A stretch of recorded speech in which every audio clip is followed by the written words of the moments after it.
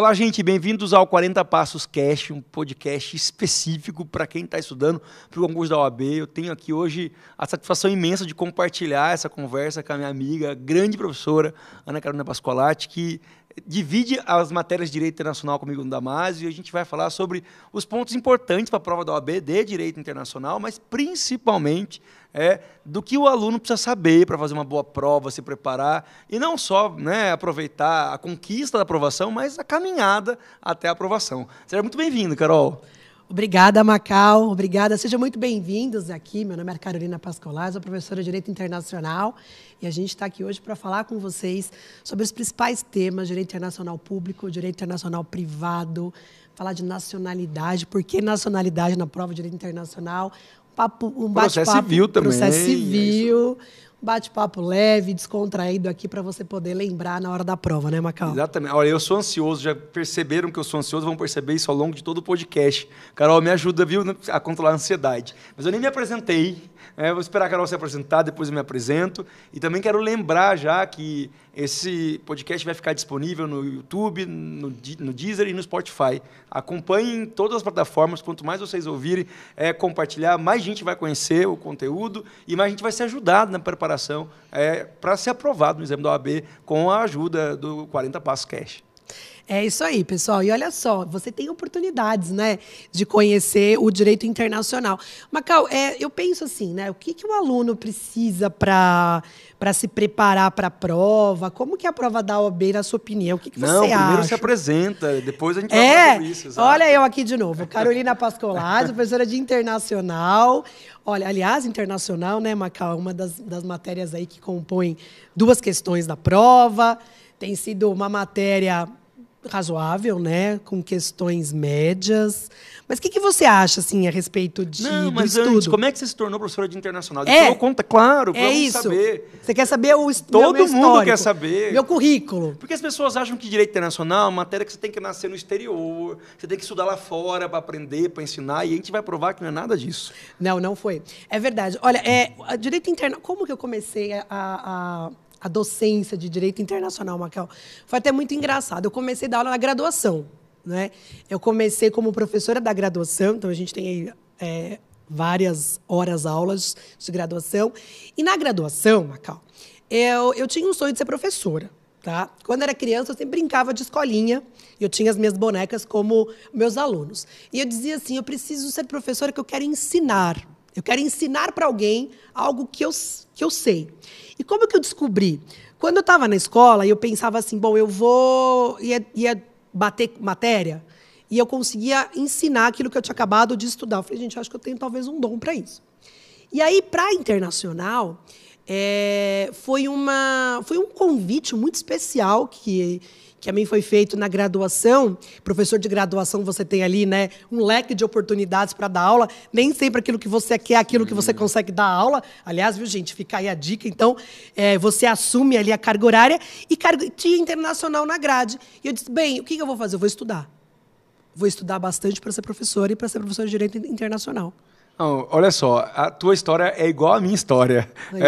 Eu vou, então, rapidamente complementar o que a professora Carol disse aqui, porque eu fiz mestrado, fiz doutorado, você também, mestre, a Carol, em Direito Internacional, de verdade. Eu não sou nem mestre, nem doutor em Direito Internacional. Eu sou mestre, doutor em Direito de Estado. Por quê? Porque eu iniciei a minha carreira como professor dando aula de Direito Constitucional. Eu era aquele aluno que, na faculdade de Direito, já sabia que seria professor de Direito Constitucional, adorava Direito Constitucional, comecei a dar aula de Direito Constitucional, só que daí eu entrei num curso, que é o curso CLIO, que hoje faz parte do Damásio Educacional, como professor de Direito Interno para o concurso da Diplomacia. Então, eu dava aula de Direito Constitucional, Administrativo, que ainda dou aula até hoje dessas matérias. Fiquei 6 meses no CLIO. No CLIO, nessa época, não era do Damásio Educacional, era um curso familiar do Rio de Janeiro. E aí eles falaram assim, olha, antes de você vir dar aula aqui, a gente tinha um problema muito sério com o direito interno. Não parava nenhum professor, porque o professor vinha dar aula para quem estava de diplomacia achando que teria que ensinar direito. Não, o aluno quer aprender a passar na prova, e você percebeu isso. Então, a gente quer que você traga alguém como você para dar aula de direito internacional. Nessa época, eu já tinha acabado o mestrado, estava começando o doutorado, Direito do Estado, em Direito Constitucional.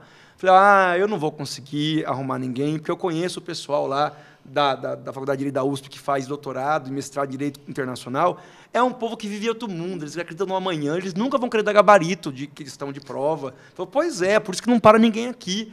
Aí ele disse, mas a gente já sabe quem vai dar aula de Direito Internacional. Aí eu falei, quem? Você. Aí eu falei, impossível. Eu falei, impossível.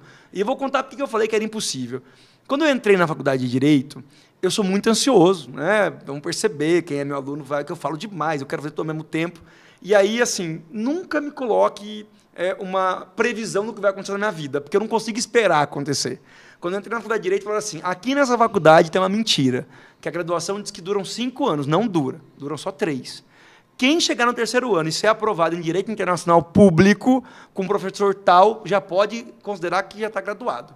Porque todo mundo fica no 3º ano, esse professor é muito rigoroso. Gente do céu, eu tinha pesadelo com esse homem, eu nem sabia quem era ele. Na época eu não tinha acesso à internet, eu já sou bem velho. Não era tão simples usar na internet, não tinha foto. E aí chegou no 3º ano, realmente, eu falando para ele, contando a história, quando ele me fez o convite. O professor realmente era um professor que dava aula muito profunda, era uma aula de pós-doutorado. Ele ficava falando sobre, cara, coisas que era impossível eu entender, eu vim do interior. Vamos falar de Viena, ele falava da ópera de Viena. Aí eu falei, como é que eu vou dar aula de uma matéria que eu não entendi nada na graduação? O professor era rigoroso, ele deixava colar. Eu colei e não consegui colar, porque eu não entendi o que estava escrito na cola. Eu não tenho como aprender internacional, não tem como ensinar. Só que daí ele usou a palavra-chave. Ele falou assim, se você aceitar dar aula de internacional, eu pago mais do que você ganha. E ele fez uma proposta assim, muito boa. Aí eu pensei, olha, por dinheiro eu já fiz coisa pior na vida. Eu vou aprender Direito Internacional, sim. Cara, e deu muito certo, porque quando a gente tem um propósito para estudar, eu já era professor, queria dar aula, tive uma oportunidade muito boa de poder estudar e incentivo, isso mudou a minha vida. Então, eu quero que os alunos, que são nossos alunos, que estão acompanhando o podcast, saibam o seguinte, na vida profissional, as oportunidades chegam. A gente, às vezes, não está pronto, mas se chegou, a gente vai ficar pronto. Então, foi assim comigo, foi assim com você. Exato. E hoje a gente tem a oportunidade de dar aula no Damasco Educacional, o curso mais tradicional do Brasil, de Direito Internacional. Cuidamos da prova de internacional da OAB. Geralmente, raramente isso não acontece, mas quase sempre, né? Tem sempre esse fator aí de banca, mas a gente acaba acertando a prova, o aluno vai lá fazer a prova com segurança, e se a gente não tivesse aceitado a proposta de dar aula internacional, talvez a gente estaria dando aula de outras matérias, mas não podendo hoje falar o que a gente fala aqui, olha, não tem mistério a prova de internacional, a gente vai começar a falar da prova aqui agora para os alunos, não é isso? É verdade, Macau, e realmente é uma história muito, muito próxima, Sim. Né?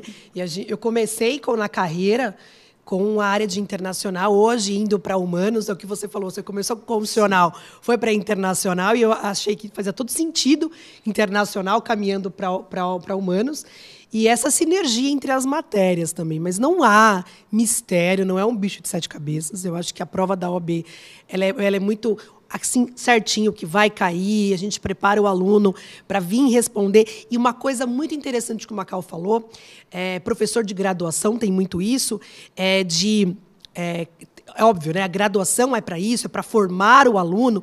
E quando eu comecei a dar aula na graduação, eu senti muito isso, que eu era professora de cursinho, professora de graduação, eu senti essa diferença e falei, poxa, eu estou aqui, eu tenho a cabeça de OAB, então eu quero fazer você passar na prova. Eu quero te dar as questões, né? Te dar as questões no bom sentido, que a gente não tem a prova, mas te dar os passos para você chegar a essa prova, especialmente a prova de internacional. Então, eu acho que o aluno tá bem encaminhado aqui nesse podcast hoje. Não, quando o aluno fala, mas direito internacional, na graduação eu não estudei direito, não tem problema, você precisa aprender a acertar 2 questões. São 2 questões só, e é isso que você vai aprender. É A, B, C ou D, é só assinalar a alternativa A, ou a B, ou a C, ou a D, e acabou. E você sabe, Macau, que isso é uma coisa muito interessante. Na graduação, muitos alunos não tiveram internacional. Eu, particularmente, tive um semestre de internacional na faculdade. Tem muitas graduações hoje que tem um semestre ou nem tem, aquelas optativas, talvez. Sim. Tem faculdade que você tem o ano todo. Então, a gente aproveita esse momento até para ajudar o aluno que ou teve há muito tempo, né, ou se formou há muito tempo. Então, eu acho que não tem, é colocar todo mundo dentro do mesmo patamar aqui, aquele que acabou de sair da faculdade, aquele que já está tentando há bastante tempo. E a gente sempre fala, né? Não pode desistir. Exato. Né? Parece até uma... isso aí é piada, todo mundo fala, só não passa quem desiste, mas é uma grande verdade. Sim. Né? Eu acho que a gente tem que dar o caminho para esse aluno para acertar essas duas questões de direito internacional, que, imagina, né, Macau, você está ali no 38 Não, mas pontos. a maior parte das pessoas com 38, 39 pontos são as duas questões de internacional que eles vão acertar. Que precisa acertar. Exato. E aí?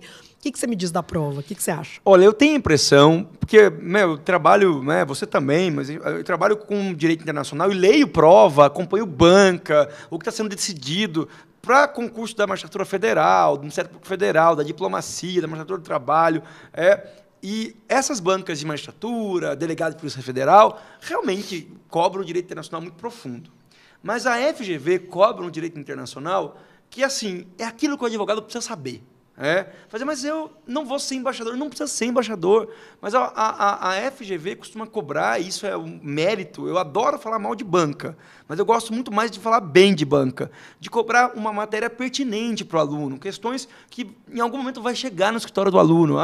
Um inventário de alguém que deixou parente no exterior, sabe? Que é uma questão de direito internacional. Ou como é que faz para o primo que quer obter a nacionalidade brasileira. Então, são questões que se passam mesmo, né, que diariamente vai ocorrer no dia a dia da advocacia. Então, esse é o mérito da prova. A prova internacional é uma prova consciente. Você não tem lá questões muito absurdas, que cobra exceção da exceção, que pede um termo que foi usado no direito internacional, mas que tem origem na França, que teria que saber um pouco de francês. Nada disso. São questões que têm o pé no chão mesmo. E assim, se eu pudesse falar mal da banca, eu ia ficar feliz. Mas agora, para falar bem, eu fico mais feliz ainda. Então, não é para não ter medo da prova de internacional por 2 motivos. A banca não alopra, ela faz questões bem razoáveis. E mais do que isso, o que o aluno aprender, ainda que seja pouco, porque são 2 questões só, em algum momento ele vai usar como advogado e advogada na vida dele. Não tenha dúvida que vai precisar usar mesmo. Você acha que não ou estou errado? Eu acho. Inclusive, eu sempre digo para o aluno, às vezes a gente coloca, né, na época da faculdade, né, aquele clips, em alguns pontos da matéria, você fala assim, nossa, internacional, será que eu vou usar um dia? Vai. Certeza. E é verdade. E vai porque hoje a gente tem um mundo totalmente globalizado, as informações muito rápidas, uma comunicação muito rápida. Então, um dia ou outro, você vai precisar de alguma questão de direito internacional. Por exemplo, você vai... o Macau vai viajar, né? O Macau adora viajar. Aliás, o Macau está sempre viajando, né, Macau? Se o Macau, por exemplo... Sempre parcelado no cartão de crédito, gente. Viajando. Sempre parcelado. Eu tenho, Macau, a nacionalidade portuguesa. Então, se eu quiser ir para a Disney, como eu fiz uma vez, eu pedi uma autorização para viajar. Mas se eu não tivesse, eu teria que pedir um visto, né? Então, isso, querendo ou não, isso está ali na nossa prova. Isso cai também na nossa prova. O consulado negou o visto. Ou, né, se você, sendo advogado, o que você faz? Então, você está numa roda de conversa entre amigos, até entre famílias.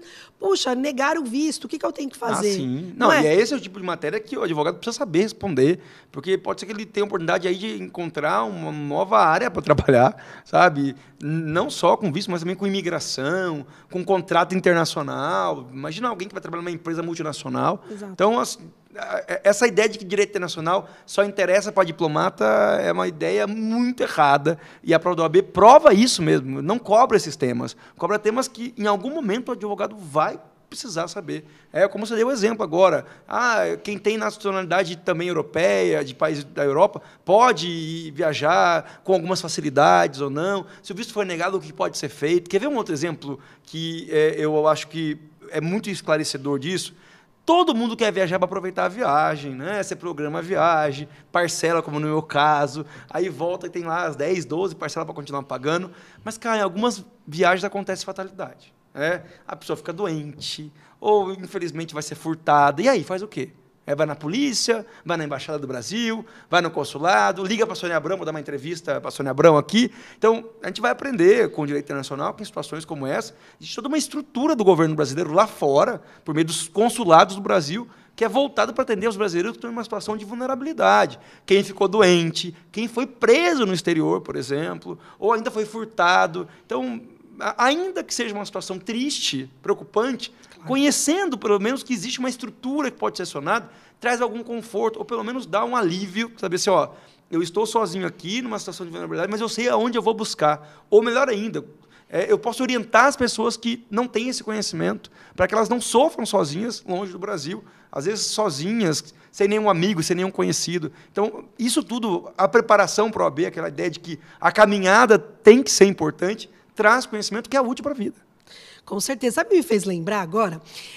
Quando a gente estuda direito internacional público, nós estudamos o tema lá dos meios de exclusão do indivíduo, né? Repatriação, expulsão. E o que a gente tem ouvido muito, né, na mídia, está no palco de discussões, extradição a gente ouve bastante. O crime aconteceu aqui no Brasil e aí fugiu para algum outro país. Aí o Brasil... Teve o caso famoso do Robinho, cometeu crime lá na Itália, foi condenado, está no Brasil. E agora ele não pode viajar para fora do Brasil, possivelmente porque a Itália vai pedir extradição para outro país.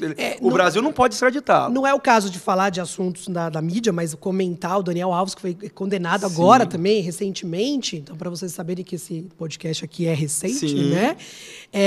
O outro caso muito famoso daquele empresário o Brenan, que ele fugiu para os Emirados Árabes, o Brasil pediu a extradição dele. Como é que é isso, né? Como é que funciona essa medida de cooperação penal internacional? O crime foi praticado no Brasil, fugiu ali para outro país, aí o Brasil pede a extradição. Quando pede a extradição, como é que funciona esses meios diplomáticos? Então, são questões que a gente tem visto no nosso dia a dia, no nosso cotidiano, né, Macau? E aí o direito internacional com o direito penal... Então, o direito internacional está também aí em todas as áreas, em todos os setores. O direito internacional com o processo civil. Não, né? Agora a gente vai falar da prova, então. Porque, assim, tem esse mito que não é um mito, é uma verdade, de que cada vez mais a prova da OAB está se tornando uma prova interdisciplinar. Inclusive com novas matérias que entraram agora. Já era difícil espremer tudo nas questões, agora colocaram mais eleitoral, mais previdenciário.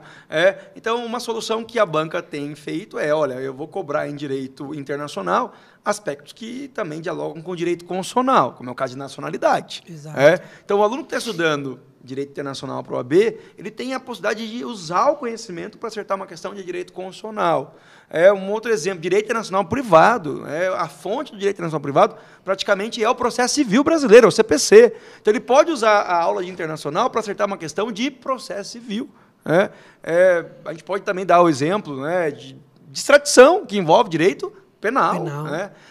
E aí, a minha ansiedade, Carol, eu ia falar outra coisa. Você fala, a gente vê muito na mídia, né? Essas questões que envolvem meio de exclusão do território nacional. Eu não vejo na mídia.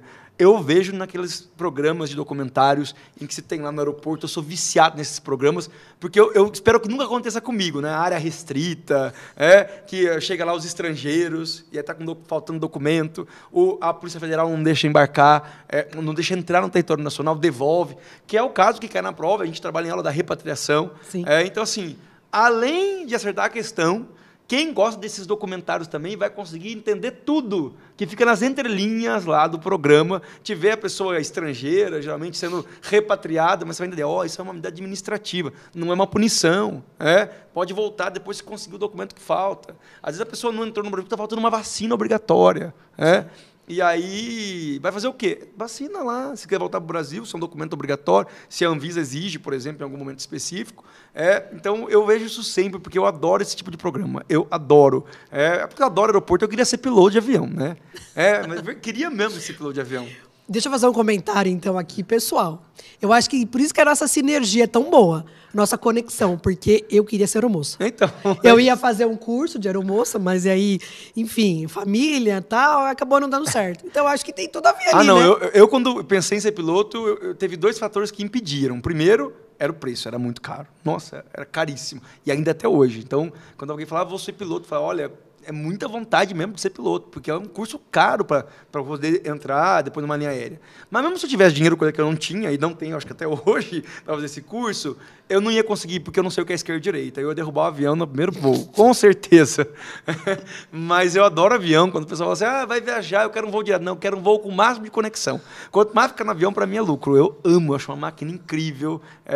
Então, estar em aeroporto para mim é um motivo de alegria sempre. E se eu não estou, eu estou acompanhando esses programas que hoje passo aí, que trabalham temas mesmo que envolvem internacional público, envolve o exercício da soberania brasileira e que eu acho extremamente interessante.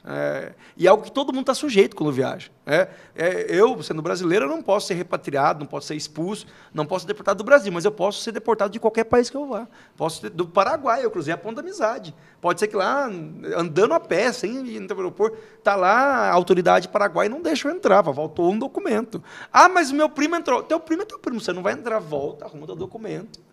Sabendo que isso não é uma punição, eu providencio o documento, aí eu posso, no mesmo dia, eventualmente, voltar para o Paraguai se eu conseguir arrumar esse documento. Então, é muito interessante porque, além de servir para acertar as questões, também dá uma tranquilidade quando a pessoa viaja para o exterior, sabendo que o que pode acontecer já tem pelo menos um caminho a ser seguido. Você sabe que eu me lembrei agora de um caso que você estava falando de repatriação e a gente tem ouvido falar bastante a parte de direito migratório, que envolve direitos humanos. Existe uma forma, né, de repente, a pessoa entrar no Brasil, mesmo que esteja ilegal ou irregular, que aí realmente quando for um refugiado. A gente ouve bastante, tem até novela que fala de refugiados. Então, teve até uma questão, né, Macau? Não sei se foi uma questão antiga, não é muito recente, que quando caiu essa questão de refugiados, a gente até achou, será que é de internacional, será que é de humanos, né? Sim. Houve até uma briga entre os professores, briga boa, né, saudável no caso, entre os professores, será que essa questão de internacional e humanos, que existe uma exceção que vai poder entrar no Brasil se for procedência aí de um país em guerra, por exemplo. A lei brasileira é muito clara. Assim, o estrangeiro que chega no Brasil sem um documento, possivelmente ele seria repatriado. Né? A legislação brasileira fala, não pode entrar para o documento, mas se ele alegar que ele é refugiado, ele vai ser admitido e aí vai iniciar um processo administrativo junto ao Ministério da Justiça para ver se isso realmente é verdade. Se não for verdade, depois desse processo ele pode, de fato, sofrer, aí não é mais repatriação.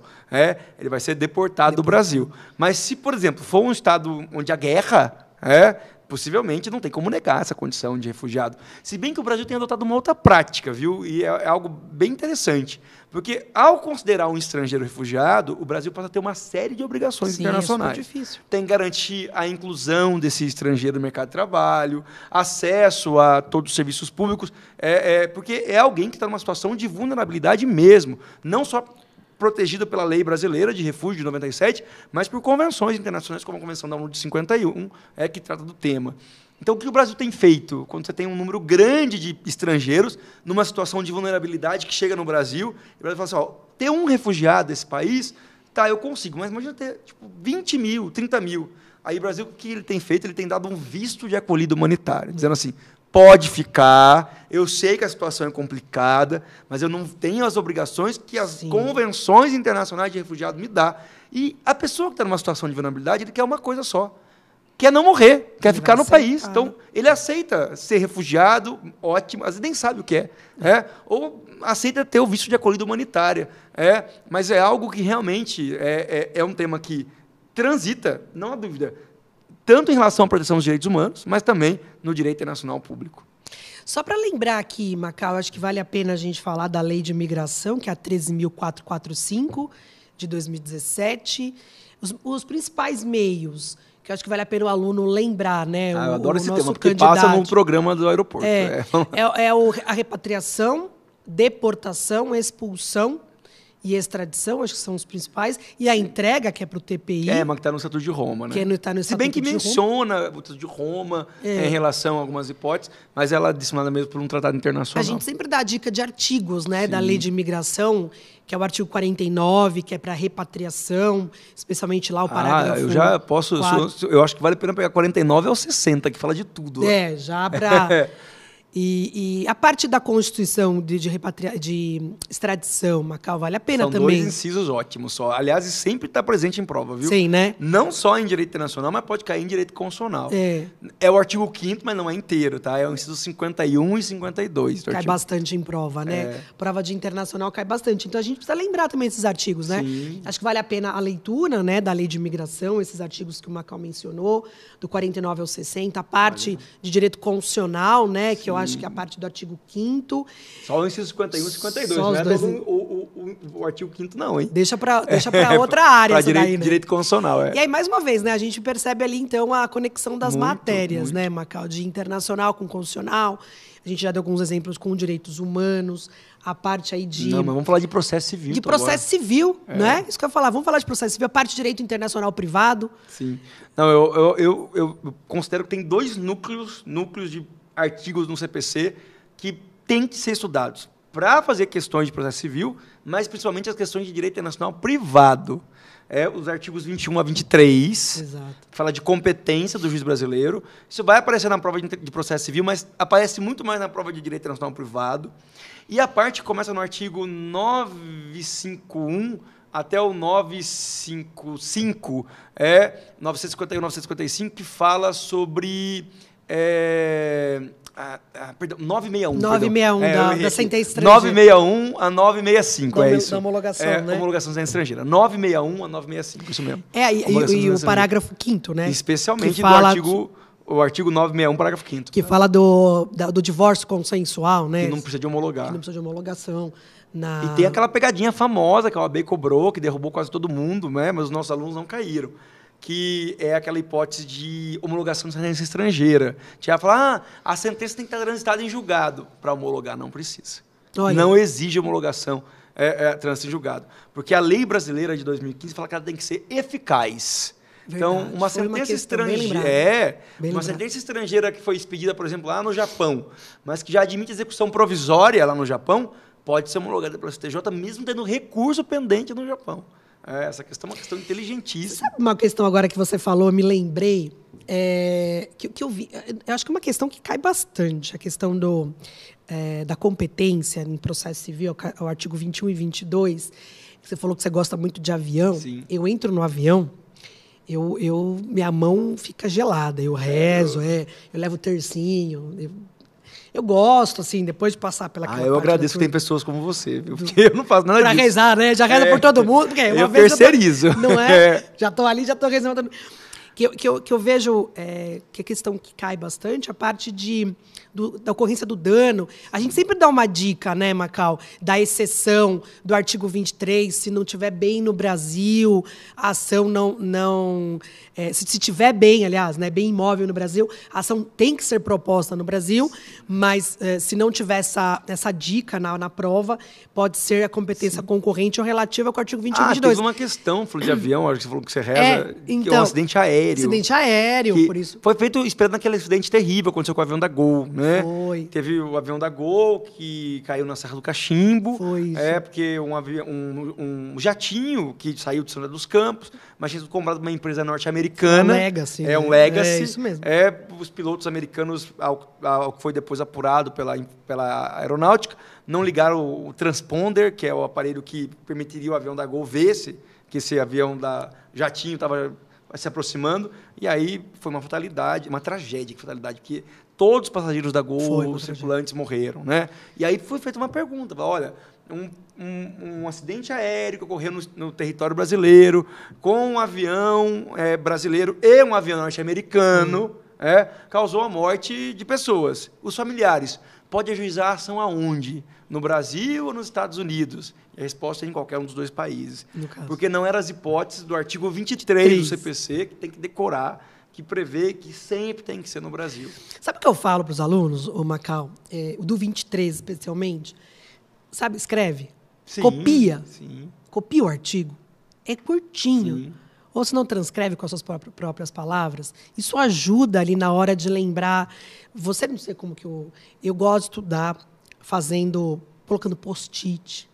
Eu lembro, às vezes, do professor falando, porque a gente é o eterno aluno, né? Sim, eu preciso escrever. Eu preciso escrever, eu preciso fazer esquema, eu preciso desenhar, colorir. Então, uma dica, um aluno, né? A gente sempre fala, tem muito aluno que gosta de ouvir, tem aluno que gosta de anotar, tem aluno que gosta de ver, né? Mas eu acho que esse artigo é um artigo que ele cai bastante, vale a pena aí ganhar uns minutinhos, porque não é perder, né? O investimento que a gente está fazendo. Tomar cuidado com esse artigo 23 do CPC. É o artigo, eu acho que mais cobrado pela OAB.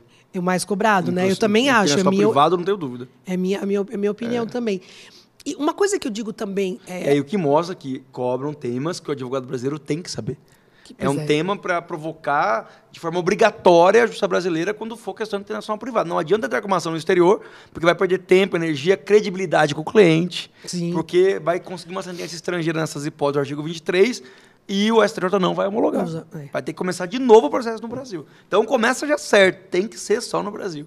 Esse artigo ele é bem importante, o 961, parágrafo 5 também é importante, né? Eu também, em direito internacional privado. Macau, da parte do internacional privado, elementos de conexão. Também são 5 artigos bem bacanas. São os 5 artigos. O 7º ao 11 da LINDB vale a pena estudar também. Mais uma vez, como o Macau comentou agora há pouco, né? No direito brasileiro. Sim. Que são as 2 legislações mais importantes para internacional privado. E aí, dentro desse elemento de conexão, tem sempre aquele que ele cai, que é contrato. Contrato. Que lei que se aplica para contrato no direito internacional privado? É a lei do local de celebração, onde assinou o contrato. Eu, quando viajo para o exterior, não assino nada. Se alguém pede para assinar, eu finjo que não estou entendendo. Se insiste, eu me jogo no chão, porque eu sei que se assinar um contrato na França, vai aplicar a lei francesa. Eu não conheço a lei francesa. E é isso mesmo. Esse artigo é bem importante. É o artigo 9º da LINDB. 9º da LINDB, né? Cai também bastante sucessão. O artigo 10. Artigo 10 da LINDB. Né, a lei de domicílio de cujos. O artigo 7º, casamento, que é a parte lei do domicílio da pessoa. Também. Esses são os 3 que mais caem, né? São os 3 que mais caem, né? Em ordem, o 9º, o 10º e o 7º da LINDB. Acho que o 9º é o mais... É o mais cobrado. Acho que vale a pena também... Porque eu acho que é o que o advogado mais vai fazer no direito internacional privado. É contrato. Essas empresas multinacionais que vêm para cá, para o Brasil, ou as empresas brasileiras que vão comprar equipamento de empresa estrangeira, o advogado tem que saber como é que funciona o contrato internacional. Porque muitos vão trabalhar, não tenho dúvida, em empresas, vão fazer contrato internacional de compra, venda. Trabalho numa empresa que, sei lá, fabrica aqui colchão, mas aí descobriu que tem uma máquina nova alemã, vão comprar a máquina da Alemanha. O jurídico vai ter que acionar. Como é que faz para comprar aqui do interior de São Paulo uma máquina que vai vir da Alemanha? Já sabe. É onde assinar o contrato. A lei da celebração, né? Traga a empresa alemã para assinar o contrato aqui no Brasil, porque é a lei brasileira que se aplica. Aí fica mais fácil, né? E a empresa deve querer ver, exato. E é bom para o cliente também, né? Com certeza. Não, e para o advogado do jurídico, né? Que vai falar, eu fiz tudo certinho aqui, eu estou bem na fita agora. Macau, e alguma outra tema que você lembra, assim, de importante? Nacionalidade é uma matéria que a gente tem ali... Depois a gente volta para o internacional privado. Sim. Tá? Nacionalidade, eu sempre gosto de comentar que é uma matéria que pode cair em humanos, em constitucional. Sim. E internacional. Por uma questão de conteúdo, a gente vê bastante. Né? É só um artigo da CEF, é só o artigo 12. Só o artigo 12. É só o artigo 12, gente. 3 em um único artigo. É ótimo. Eu coloco aí, nem sei se eu estou fazendo a matemática certa, porque matemática a gente fica bem longe, mas dá quase 11 questões, né? Podem eventualmente cair essa matéria de nacionalidade. E o nacionalidade, que tem mais... que cai mais, né? Que é mais corriqueiro, é o artigo 12, inciso 1. Que é brasileiro nato. É o brasileiro nato. A linha A, B e C, que vale a pena sempre uma leitura, né? Do nosso aluno. Eu sempre gosto de falar da Valentina, né? Você conhece a Valentina? Sim. A Valentina é minha filha. Tem uma questão que cai na prova. Que é linda, viu? Muito obrigada. Que é da Valentina. Sim. A respeito ali. Então, eu sempre digo em aula, olha... Mas foi por isso que deu esse nome para ela? Não foi por causa disso. Tá bom, mas a Valentina foi... Por que eu dei esse nome para Valentina? Eu sempre gostei desse nome. É né? bonito. E só para contar um pouco disso, então, quando eu me engravidei, foi na época da Covid, e eu tive Covid durante a gestação. E quando eu descobri que eu estava grávida, já estava ali... a pandemia começou em março, eu engravidei em maio, e eu sofri muito tempo, assim, uns 40 dias, eu não podia tomar remédio, tinha muita dor de cabeça, sofri bastante. Graças a Deus não fiquei hospitalizada, mas eu pedia muito a Deus para me dar discernimento para poder, né, seguir a gestação, porque ninguém sabia o que aconteceu com o bebê. Né? Enfim. Caramba. E daí eu já gostava desse nome e, por conta de tudo que eu passei, eu falei, eu vou dar o nome da Valentina. Eu sabia. Nossa. E aí eu falei, não, essa menina vai nascer se Deus quiser, né? E Deus quis, graças a Deus, com saúde e tudo. Mas foi por isso. Entendi. Foi porque eu já gostava do nome, mas ainda estava aquela... se for menina. Quando eu engravidei, eu falei, não, eu tenho para mim que é menina. E foi aquela coisa meio que solitária da gravidez, né? Porque ninguém podia sair para fazer nada. Eu acho que até a Valentina hoje ela é bem ligada no 220. Porque eu, na época da pandemia, a gente ficou em casa, muito home office, fazendo palestras, dando aula em casa, porque a gente não podia estar no presencial. E eu acho que por isso que ela é muito ligada, assim, sabe? Ela é bem esperta. Mas foi por isso, o nome da Valentina. Mas por que eu estava falando da Valentina? Porque tem uma questão na prova que cai da Valentina sobre nacionalidade, e eu dizia assim, olha, se um dia eu tiver uma filha, ela vai chamar Valentina. Acho que os anjos ouviram, né? E mandou. Mas a questão da nacionalidade, eu ficava imaginando, assim, né? Quando eu estava grávida. Eu não podia viajar para nenhum lugar. Mas se eu tivesse hoje grávida e falasse assim, bom, eu vou comprar meu enxoval, né? Nos Estados Unidos ou qualquer outro lugar. Estou grávida, estou ali com meus 5 meses, 6 meses de gestação e pode viajar, né? Você tem até um período que você pode viajar. Mas fui viajar, fui a passeio, né? Fui fazer ali, comprar o meu enxoval e acabei me estendendo um pouco na viagem e minha filha nasce. Nesse momento que eu estou a passeio, que eu estou fazendo um enxoval. Então, eu sempre conto essa história da Valentina. O que vai acontecer com a Valentina? Essa Valentina nasce ali nos Estados Unidos, né? Eu fui lá para Miami, Orlando, comprar um enxoval, a passeio, turistando, e a Valentina nasce ali. Então, eu sempre conto essa história. Qual que é a nacionalidade da Valentina? Eu sou mãe da Valentina, eu sou brasileira, né? E qual que vai ser a nacionalidade dela? E aí, em termos, pensando no ordenamento jurídico brasileiro, pensando numa eventual nacionalidade brasileira, o que eu teria que fazer, né? Então, eu ficava pensando nisso, e eu tive até vontade de ir, não pude ir por conta da pandemia, mas eu fiquei pensando nessas possibilidades, se eu fosse realmente, né?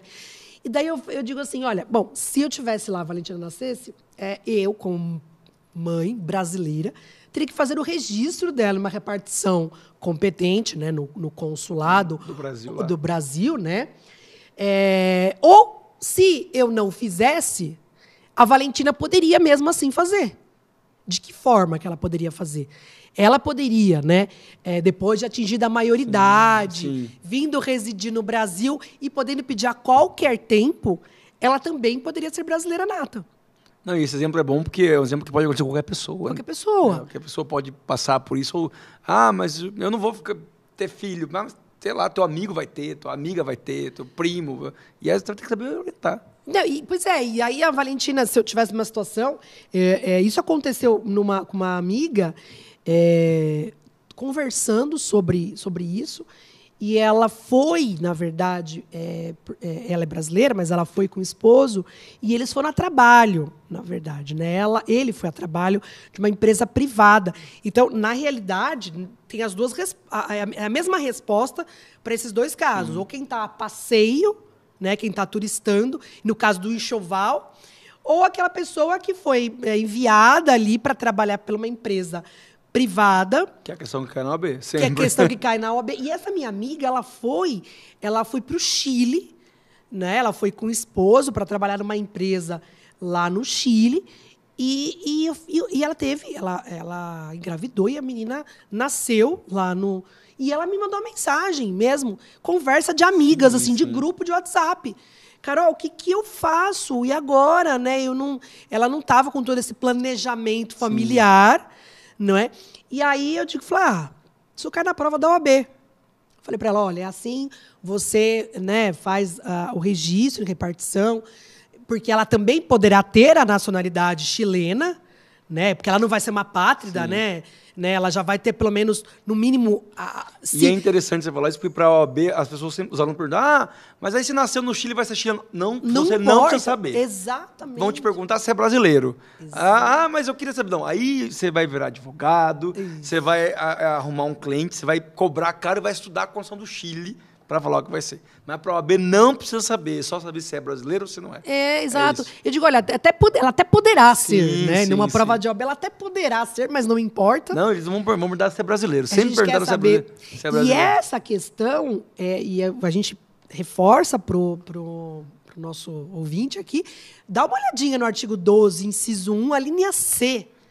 Né? Porque isso pode cair ali de diversas formas. E o da Valentina foi muito isso, né? Você comentou agora há pouco, e eu também lembrei, a gente estava aqui agora há pouco conversando antes de começar o programa, a gente estava batendo um papo, e são coisas que a gente vai lembrando, né? E esse caso da Valentina, dessa minha amiga também, é muito disso. Ou alguma outra situação, que a pessoa vai a serviço do Brasil. Aí é diferente, né? porque daí ela está a serviço do Estado brasileiro. Aí, se o filho nasce no exterior. E é isso que o Macau falou, é sempre importante a gente pensar como vai ser, de que forma que vai ser brasileiro. Não importa a outra nacionalidade. Sim, a prova tem que saber se é brasileiro ou se não é. O que a gente vê bastante em prova é essa pegadinha, às vezes, né? De querer saber... talvez... É uma prova tranquila, mas às vezes o aluno acha que está tão simples... A pergunta começa a criar um monte de minhoca na cabeça. A preparação é para que isso não aconteça. Não é? Então a gente tem que dizer para ele o seguinte, olha, se vai ser estrangeiro, eu não sei. Mas que vai ser brasileiro, vai. Não, eu falo em aula, você vai ser membro da OAB. É a Ordem dos Advogados do Brasil. Você tem que saber quem é brasileiro só. Se é outra coisa, sorte da pessoa. Se não é, também é azar da pessoa. Mas assim, para a OAB, para você acertar, tem que saber se é brasileiro, se é brasileiro nato ou naturalizado. Naturalizado. É isso que vamos perguntar de vocês. Isso é ótimo, porque tira, né, um peso, porque a nacionalidade tem as regras fixadas na Constituição de cada país. Não precisa saber a Constituição de outro país, é só a brasileira, é só o artigo 12 da CF. E você sabe, Macau, que eu percebo às vezes isso do aluno, essa maluquice de ficar pensando mais difícil? Penso mais fácil, né? E o internacional... Olha, eu tenho uma teoria sobre isso. Eu vou dividir essa teoria. É até bom que quem está acompanhando vai também se sentir abraçado, viu? Porque eu tive que aprender direito internacional para dar aula. Eu só não imaginava que eu ia dar aula de internacional no Clio, no Damásio. Hoje eu trabalho muito com direito internacional, porque eu aprendi a gostar da matéria. É uma matéria que eu falo que é muito maltratada. Na graduação, em curso preparatório. Aqui não, que a gente cuida muito bem. Mas aí a impressão que eu tenho qual é? Que muitos que estudam direito internacional, eles criaram no passado, hoje está melhor isso, porque também essa matéria se desenvolveu muito. Aquela ideia de que as pessoas não gostam de direito internacional. Verdade. Não gosta.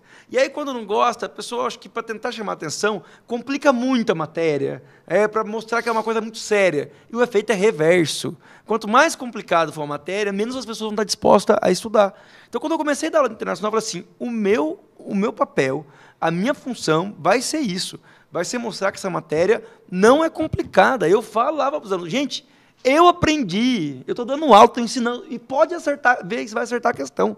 Isso faz uns 15 anos já. Então, é isso. Então, é uma matéria que a gente pode cair na tentação de querer complicar, e é possível complicar. Mas, para a OAB, para concurso público, e para concurso de diplomata, que é muito difícil, né? As questões, comparando com a OAB, olha... Não é uma matéria que tem que ser complicada, porque ela pode virar uma matéria infinita. Você pode trazer a Constituição de todos os países do mundo, se quiser. Sim, mas não precisa, é só aplicar a Constituição brasileira. É verdade. Então, menos é mais em direito internacional, já tem muita coisa. Então, simplificar, eu acho que é um bom caminho para começar a ter familiaridade com a matéria. Saber que, assim, olha, mesmo estudando tratados internacionais, estudando normas que se aplicam a mais de um país, eu tenho que me preocupar em concurso público no Brasil e na OAB, como isso impacta para o Brasil. É isso que vão te cobrar. Não é para o mundo. Então, os alunos às vezes falam assim, você dá aula de internacional, fala da guerra entre palestinos e israelenses. Eu falo, não tem como, esse povo está se matando há mais de 60 anos. Você acha que uma questão de prova, que tem que responder A, B, C ou D, em 4 linhas você vai ter a resposta? Não tem, e não cai. Esse tipo de tema, felizmente, não cai, embora seja um tema muito triste. E é sempre uma infelicidade falar dele. Com certeza, é verdade. E a gente, em uma outra oportunidade, pode até tratar desse assunto, né, Macau? Porque eu acho que aí acaba misturando muita coisa. Eu acho que o que o Macau falou agora, eu gosto de, vamos descomplicar. Sim. E tirar essa crença de que o direito internacional é difícil. Não, que tem que saber falar 5 idiomas. Tem gente que fala, eu não sei inglês. Como é que eu vou saber direito internacional? Eu falei, querida, todos os tratados são traduzidos em língua portuguesa, tem que ser decreto do presidente. Então você não precisa saber outro idioma para saber direito internacional, porque aquilo que vai ser aplicado na língua portuguesa. Porque se é um tratado, ainda que ele foi adotado em inglês, em francês, o Brasil se vinculou, e aí tem que ser feito um decreto presidencial para ser promulgado internamente, que está lá no Planalto. É como se fosse uma lei, só que é uma lei que tem uma estrutura diferente, que é um tratado. Então, não tem que saber do idioma, não. Se você quer saber do idioma, talvez você tenha que saber para virar tradutor, não advogado. Você falou bem, é verdade, né? E falando do tema tratado internacional, que é um tema também... Que eu adoro. Adoro esse tema. Que cai na área, né, normalmente em direito internacional público, o tratado internacional, as fases do tratado, são 4 fases do tratado. Vamos lembrar tem aquele erro que todo mundo comete, que vocês não podem cometer. A gente fala assim, tem 4 fases de incorporar. Todo mundo fala, só sei de uma. Geralmente é que o pessoal comete o erro. Que o Congresso ratifica o tratado. É verdade. Não. Vamos falar das 4 fases, vamos mostrar por que o Congresso não ratifica o tratado. E é verdade, Macau, você colocou algo importante. E algumas palavrinhas, né? Palavras-chave, que é outra dica que eu dou. Quando o aluno está ali estudando, fazendo material, seja anotando, desenhando, pintando, algumas palavras-chave são importantes para ele lembrar da matéria na hora da prova. Sim. E essa parte das fases do tratado internacional, primeira fase da negociação, a segunda fase ali do referendo do Congresso Nacional, vincular os nomes ao artigo que está na Constituição da CF de 88. É importante isso. E, mais uma vez, de novo aqui, né, o direito internacional, o bracinho da Constituição. Não, por exemplo, incorporação do tratado. Primeira fase é a negociação e assinatura. Está lá no artigo 84, inciso 8º, é competência privativa do presidente. Segunda fase não é a ratificação pelo Congresso, é o referendo do Congresso, que consta no artigo 49, inciso 1º da Constituição Federal. Exato. A ratificação é feita pelo presidente da República. Ratificar é confirmar. Então, o presidente foi lá na primeira fase, assinou, falou, peraí, eu vou pedir autorização para o Congresso. O Congresso autoriza, faz um decreto legislativo, o presidente volta lá feliz, sorridente. Eu vim confirmar, eu vim ratificar. O Brasil vai cumprir o tratado que eu assinei, porque o Congresso deixou. E aí a última etapa, que prova que você não precisa saber direito inglês, francês, é a promulgação interna do tratado, que é feito por meio de um decreto presidencial. Então, o tratado, no fundo, é uma norma interna, depois que cumpriu as 4 etapas, que é um decreto do presidente da República. É um decreto. Aí tem um que fala assim, não, mas eu vou trabalhar com direito penal, eu não tenho que saber tratado. Imagina, as garantias o juiz de garantia foi previsto antes, hoje que é um tema que se fala muito em processo penal, em normas internacionais. Estava previsto já há muito tempo, e o Brasil demorou para implementar. Então, por exemplo, duplo grau de jurisdição, presunção de inocente, antes de 88, já constava no Pacto de São José da Costa Rica de 69. Imagina só. Isso permite mostrar que, olha, é importante saber direito penal, processo penal, o CPP, o Código Penal, sim, mas para você ser um bom advogado nessa área, você tem que enxergar além. E o direito internacional, em uma série de documentos de direitos humanos, traz garantias para o preso, para quem está sendo processado, exige que o Estado brasileiro adote medidas para garantir não só a imparcialidade do juiz, mas a duração razoável do processo, que foi implantado na Constituição em 2004, já estava no Pacto de São José desde 69. E é tema que tem ligação direta com o processo penal no Brasil. Você sabe um tema, um assunto ainda de tratado, Macau, que cai bastante na OAB, e também a gente aproveita que já abraça até algumas questões até de direito constitucional ou até de concurso, hierarquia dos tratados. Sim. É um tema que cai e continua caindo bastante. Né? Qual que é a hierarquia dos tratados internacionais? Foi tudo definido pelo Supremo, jurisprudência do Supremo. Você falou agora do Pacto de São José da Costa Rica, me fez lembrar da hierarquia dos tratados internacionais, que é um tema importante para a OAB, que é um tema importante para a vida, que eu acho, como você falou, o advogado tem que saber... Criação de tese jurídica. Exatamente. Criação de tese. Premissa maior, premissa menor é a conclusão, na hora que o advogado vai fazer a sua peça processual. E me lembra ali, né, no topo ali da pirâmide, a CF, né, e os tratados internacionais que foram incorporados por emenda à Constituição, 3/5 das casos do Congresso, a norma supralegal, que está no meio da pirâmide, e as normas infraconstitucionais, que são todos os outros, as leis que estão abaixo ali da norma supralegal.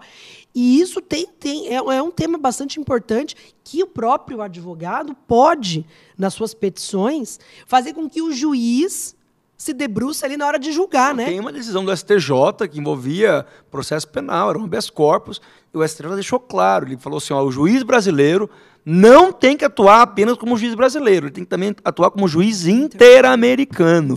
Tem que aplicar o Pacto de São José antes da lei brasileira. Por quê? Porque a lei brasileira está no enquadramento legal, mas o Pacto de São José é supralegal, está acima da lei. Então, uma lei brasileira, penal, processual penal, que contraria o Pacto de São José, fica suspensa. Não vai ser revogada, não vai ser nula, mas se é norma supralegal, a lei fica com a execução suspensa, é o efeito paralisante dos tratados paralegais. E tem essa decisão, o STJ fala para os juízes, olha só, vocês são juízes brasileiros, vão aplicar a Constituição, vão aplicar a lei brasileira, mas tem que aplicar também o Pacto de São José, que vem antes, em termos de hierarquia, tem hierarquia superior, é super legal. Então tem que atuar também como juiz interamericano. Se eu fosse juiz, não sou eu colocar, sou juiz do TJ tal e juiz interamericano, segundo o STJ, porque eles mandaram, já tem decisão dizendo isso. Tem que garantir a aplicação desses tratados no Brasil. E mais uma vez, né, reforçando como é importante conhecer o direito internacional, que não está só ali como é bom ter a matéria, não só para a OAB, mas para a vida, né? Não, e para atuar como profissional em destaque, né? Em destaque, cobrar caro, né? Os honorários. Porque ser reconhecido, isso tudo faz parte da caminhada da preparação e depois da atuação profissional. Sabe o que é muito comum, tem visto muito advogado, Macau, que passam na OAB, são aprovados, e começam a atuar com clientes internacionais, com clientes estrangeiros.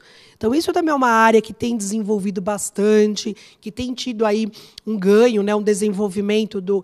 Eu sou advogado brasileiro, mas eu vou atuar vou atuar em Portugal, ou vou atuar em algum outro lugar, ou eu tenho um cliente estrangeiro. Então, isso é um outro ponto que pode ser...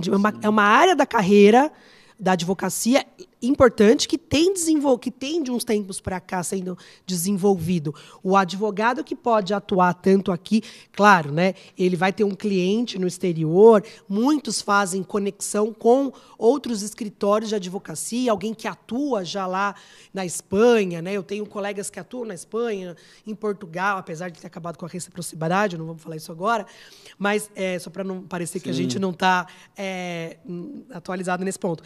Mas que tem uns escritórios internacionais que podem fazer essa...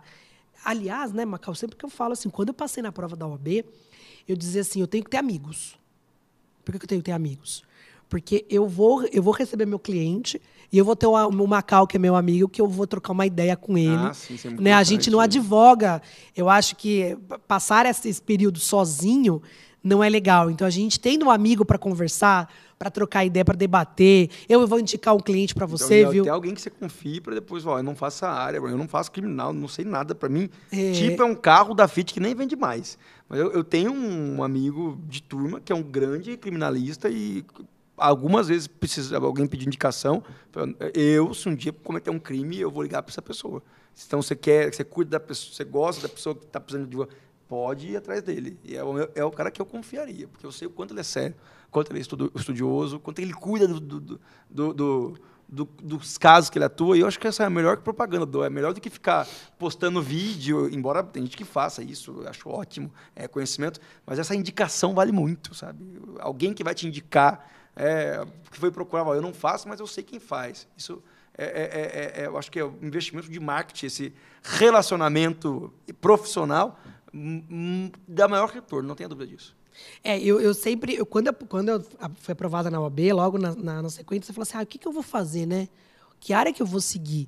Mas eu acho que essa relação de amigos, ela é importante também, né? Porque o aluno vai escolher ali, o candidato vai escolher uma área para ele seguir, mas depois... Para tudo, até para aula, porque eu vivo te enchendo o saco. Carol, eu não posso tal dia comentar a prova.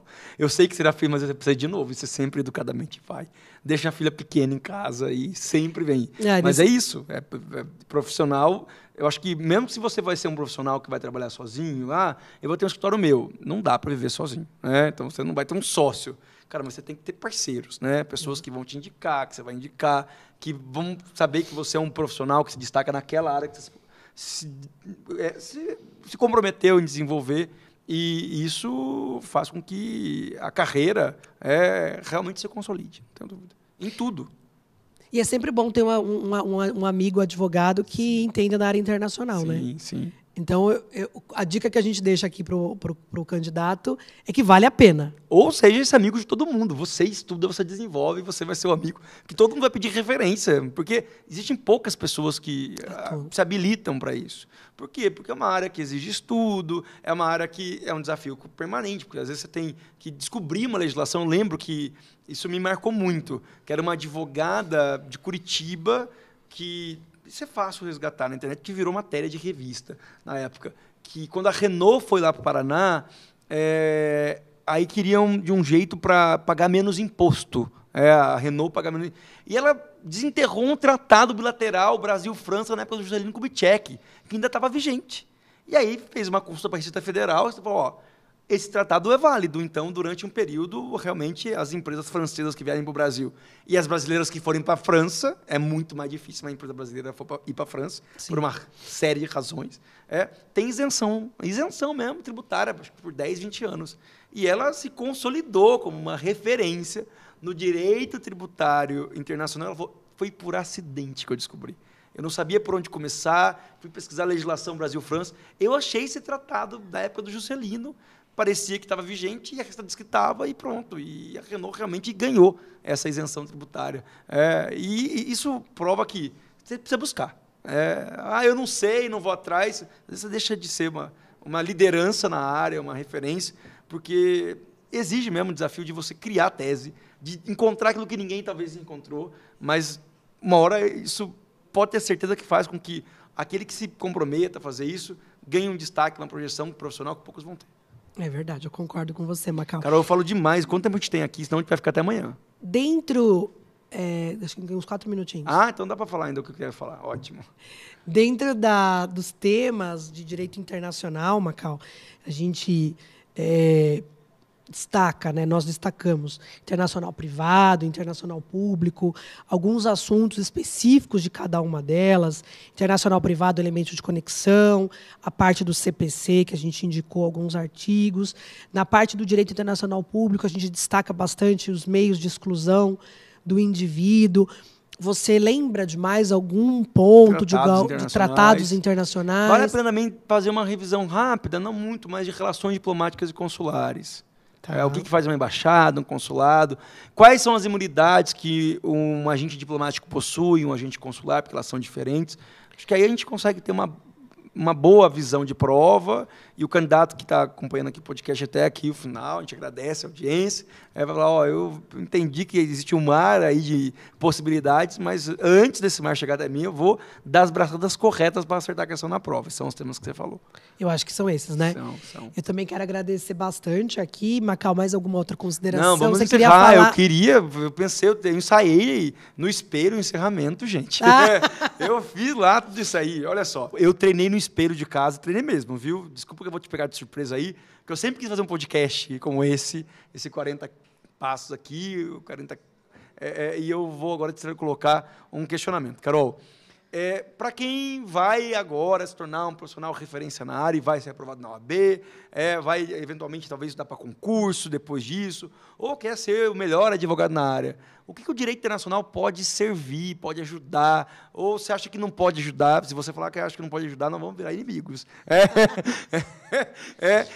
Mas traga a tua experiência como professora, como advogada, como estudiosa, como uma pessoa que fez um mestrado numa universidade de ponta no Brasil, estudou com referências no tema e hoje é referência no assunto, para quem está começando agora e vai se desenvolver com certeza. Macau, que bela pergunta. E realmente a gente não combinou, mas a gente... O que eu acho para quem é da área do direito internacional? Aliás, para quem acabou de passar na prova, que deu tudo certo, é o leque de oportunidades. Eu acho que o direito internacional vai trazer para o advogado opções desde do direito penal, do direito civil, dos direitos humanos e do direito constitucional. Então, eu acho que é um leque de oportunidades e, sem dúvida, para aquela pessoa que está chegando agora na nova advocacia, é o estudo constante. Eu acho que a gente estuda uma vida. Eu acho que essa é uma área, uma carreira que a gente escolheu, que é o estudar para sempre. Somos alunos também, como você bem colocou, somos alunos do mestrado, do doutorado, então estamos ali nos debruçando com os livros.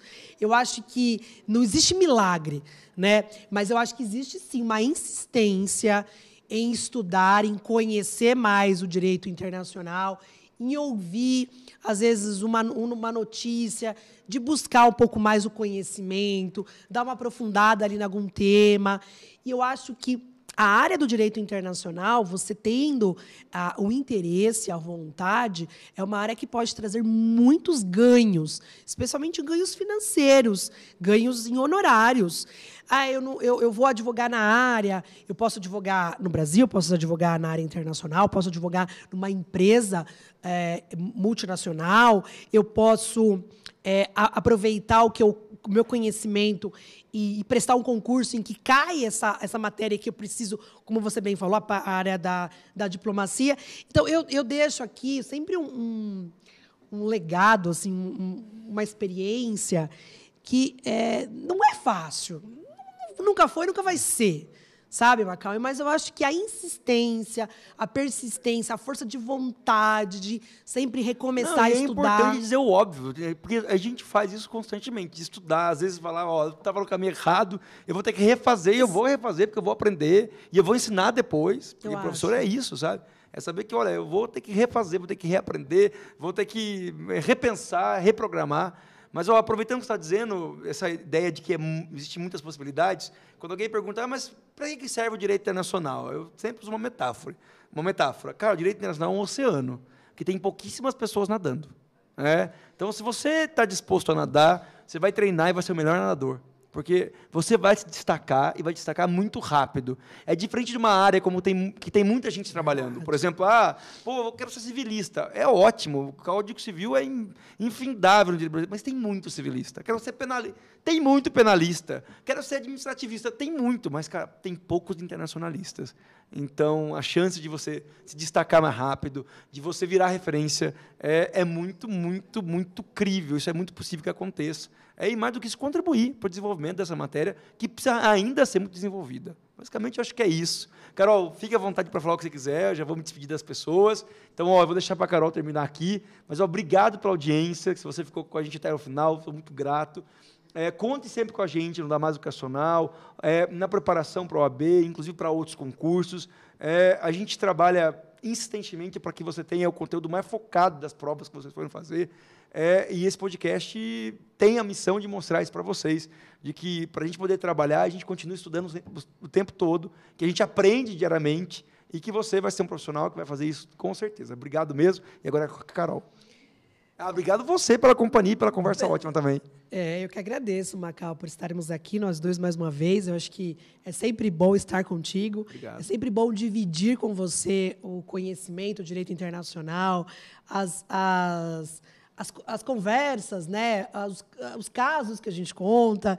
E eu acho, Macau, que tem algo que é muito importante para o nosso ouvinte aqui, para o nosso aluno, é que a aprovação deles é o nosso sucesso, a nossa alegria, né? Como você falou, a gente está aqui, a gente faz por amor, a gente quer ver, né? A gente quer notícias do nosso aluno, né? Então, nós estamos à disposição.